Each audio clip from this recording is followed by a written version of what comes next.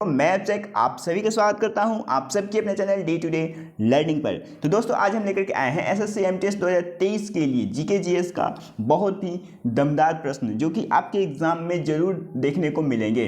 तो दोस्तों अगर आप हमारे चैनल पर नए हैं तो प्लीज़ हमारे चैनल को सब्सक्राइब करें और इस वीडियो को लाइक करें और अपने दोस्तों के साथ भी शेयर करें। तो चलिए दोस्तों देर नहीं करते हुए हम लोग अपने इस क्लास का शुरुआत करते हैं। आज का हमारा पहला प्रश्न है दोस्तों, निम्नलिखित में से कौन सा त्यौहार सूर्यदेव और उनकी पत्नी उषा को समर्पित हैं? Option number A Chhath Puja, B Chitragupta Puja, C Basant Panchami, या डी चेलम। तो दोस्तों इसका एग्जैक्ट आंसर क्या होगा? तो इसका एग्जैक्ट आंसर होगा हमारा ऑप्शन नंबर ए छठ पूजा। दोस्तों छठ पूजा के बारे में जानेंगे। छठ पूजा जो है उत्तर भारत का एक बहुत ही महत्वपूर्ण पर्व है जो कि हर एक साल मनाया जाता है।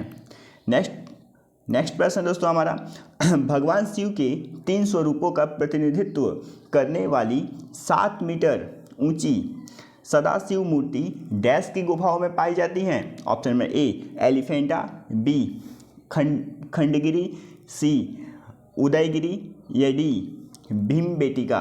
तो दोस्तों इसका एग्जैक्ट आंसर क्या होगा? तो इसका एग्जैक्ट आंसर होगा दोस्तों हमारा एलिफेंटा, यानी कि ऑप्शन नंबर ए जो है बिल्कुल सही उत्तर है।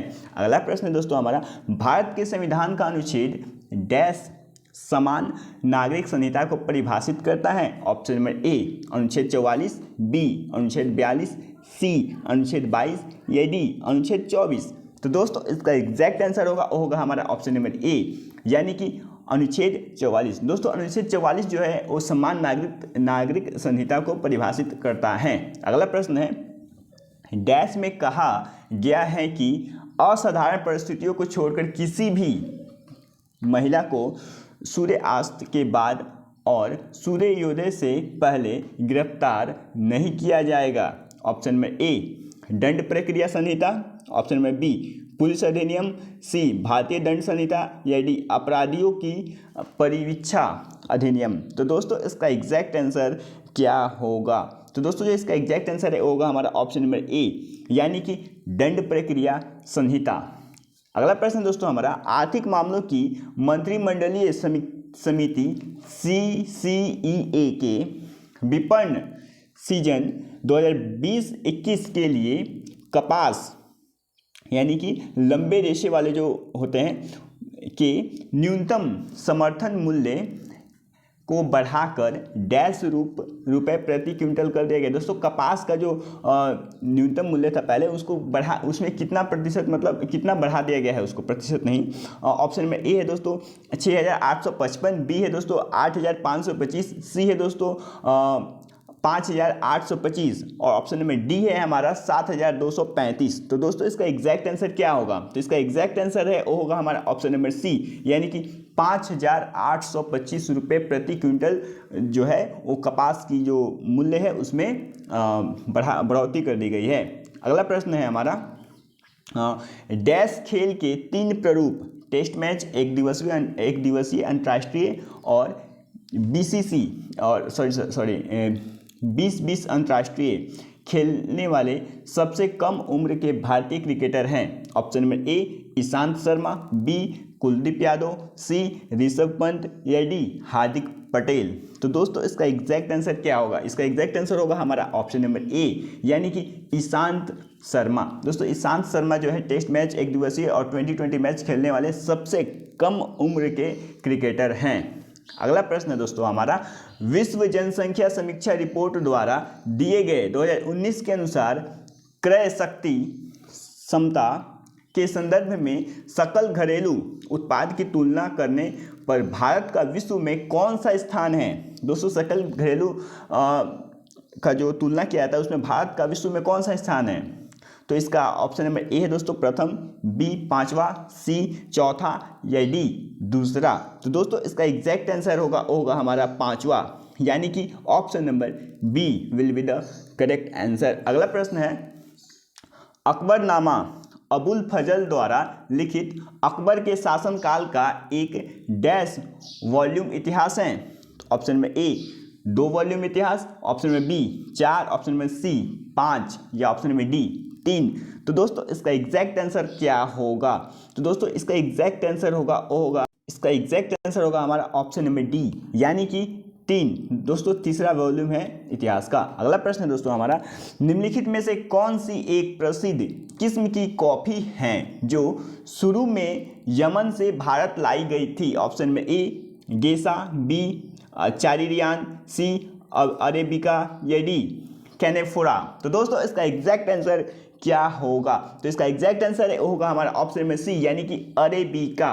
अगला प्रश्न है दोस्तों, खेलो इंडिया यूथ गेम 2021 कहाँ आयोजित की गई थी? Option number A Karnataka, B Kerala, C Haryana या डी पंजाब। तो दोस्तों इसका एग्जैक्ट आंसर होगा हमारा ऑप्शन नंबर ए, यानी कि कर्नाटक। अगला प्रश्न है, निम्नलिखित में से कौन मानव शरीर की एक धुराग्र संधि है? ऑप्शन नंबर ए जोड़ जहां हमारी गर्दन सिर से मिलती है, ऑप्शन नंबर बी कोहनी का जोड़, ऑप्शन नंबर सी कंधे का जोड़, ऑप्शन नंबर डी ऊपरी जबड़े और सिर के बाकी हिस्सों के बीच का जोड़। तो इसका एग्जैक्ट आंसर क्या होगा? तो इसका एग्जैक्ट आंसर होगा हमारा ऑप्शन नंबर ए, यानी कि जोड़ जहां हमारी गर्दन सिर से मिलती है। दोस्तों गर्दन और सिर का जो ज्वाइंट होता है उसको कहा जाता है क्या? तो उसको कहा जाता है धुराग्र संधि। अगला प्रश्न दोस्तों हमारा, निम्नलिखित में से कौन शुद्ध घरेलू उत्पाद एनडीपी की अवधारणा का सबसे अच्छा निरूपण है? ऑप्शन नंबर ए सकल घरेलू उत्पाद यानी कि विदेश से प्राप्त आय, ऑप्शन नंबर बी सकल घरेलू उत्पाद प्लस विदेश से प्राप्त आय, ऑप्शन नंबर सी सकल घरेलू उत्पाद माइनस मूल्यह्रास, ऑप्शन नंबर सी सकल घरेलू उत्पाद माइनस मूल्यह्रास। तो दोस्तों इसका एग्जैक्ट आंसर क्या होगा? तो इसका एग्जैक्ट आंसर है हो जाएगा हमारा ऑप्शन नंबर सी, यानी कि सकल घरेलू उत्पाद माइनस मूल्यह्रास। दोस्तों सकल घरेलू उत्पाद माइनस मूल्यह्रास, option number D will be the correct answer. अगला प्रश्न है दोस्तों हमारा, भारत का संविधान डैश द्वारा हस्तलिखित है? Option number A Shyama Prasad Mukherjee, B Bala Saheb Gangadhar Kher, option number C Kanhaiya Lal Maneklal Munshi, option number D Prem Behari Narain Raizada. तो दोस्तों इसका एग्जैक्ट आंसर क्या होगा? दोस्तों संविधान को लिखने में आप सभी को पता ही होगा कि बहुत लोगों का भूमिका था, लेकिन इसमें जो ऑप्शन के अकॉर्डिंग जो करेक्ट आंसर है वो है हमारा प्रेम बिहारी नारायण रायजादा। अगला प्रश्न है दोस्तों हमारा, कावेरी संक्रामण अक्टूबर के महीने में डैश में मनाया जाने वाला त्यौहार है? Option number A Karnataka, B Telangana, C Andhra Pradesh या डी तमिलनाडु। तो दोस्तों इसका एग्जैक्ट आंसर क्या होगा? तो दोस्तों जो कावेरी संक्रामण जो अक्टूबर के महीने में जो मनाया जाता है वो जो है कर्नाटक का एक बहुत ही प्रमुख त्यौहार है, यानी कि ऑप्शन नंबर ए जो है बिल्कुल सही होगा इस प्रश्न का उत्तर। अगला प्रश्न है दोस्तों हमारा, निम्नलिखित में से कौन सा शासक मौर्य वंश से संबंधित नहीं था? Option number A Ashoka, B Bindusara, C Bimbisara या डी चंद्रगुप्त। तो दोस्तों इसका एग्जैक्ट आंसर क्या होगा? तो इसका एग्जैक्ट आंसर होगा हमारा बिंबिसार।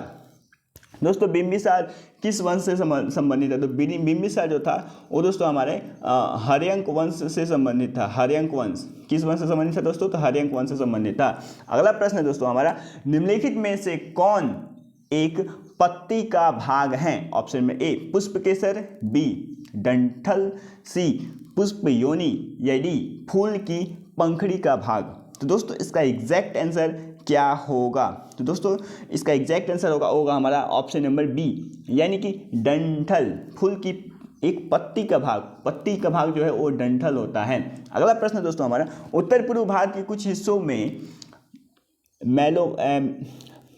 मेलोकैना बेसिफेरा बांस के फूल के दौरान चूहे के संक्रमण के कारण होने वाले अकाल को डैश अकाल के रूप में जाना जाता है? ऑप्शन नंबर ए चालीसा, बी ऊपरी दोआब, सी मौतम या डी दोजी बर। तो दोस्तों इसका एग्जैक्ट आंसर क्या होगा?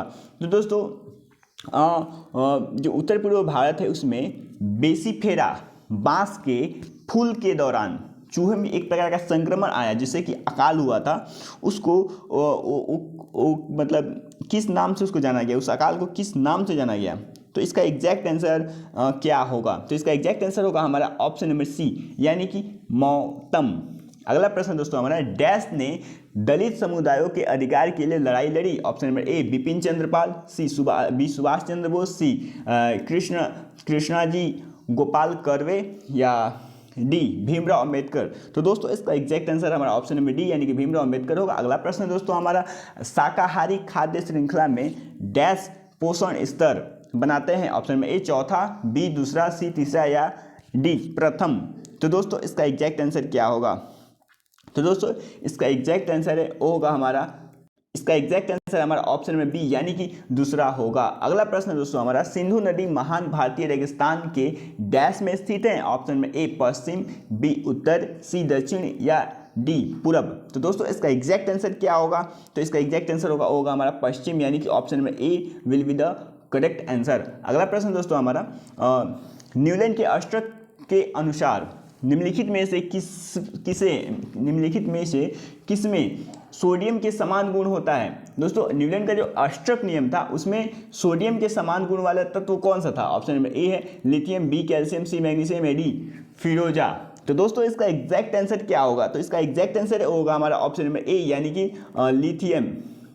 अगला प्रश्न है दोस्तों हमारा, निम्नलिखित में से किस संघ संगठन की स्थापना ज्योतिबा फूले ने की थी? ऑप्शन में ए आर्य समाज, बी सत्यशोधक समाज, सी प्रार्थना समाज या डी ब्रह्म समाज। तो दोस्तों इसका एग्जैक्ट आंसर होगा हमारा ऑप्शन में बी यानी कि सत्यशोधक समाज। तो दोस्तों thank you for watching this video. और दोस्तों अगर वीडियो आप लोग अच्छा लगा तो प्लीज़ वीडियो को लाइक करें और हमारे चैनल को सब्सक्राइब करें, और कुछ भी प्रॉब्लम हो तो प्लीज़ कमेंट जरूर करें। तो ठीक है दोस्तों, मिलते हैं नेक्स्ट वीडियो में। जय हिंद, जय भारत। तैयारी तब तक के लिए आप बहुत ज़ोरों शोरों से करिए।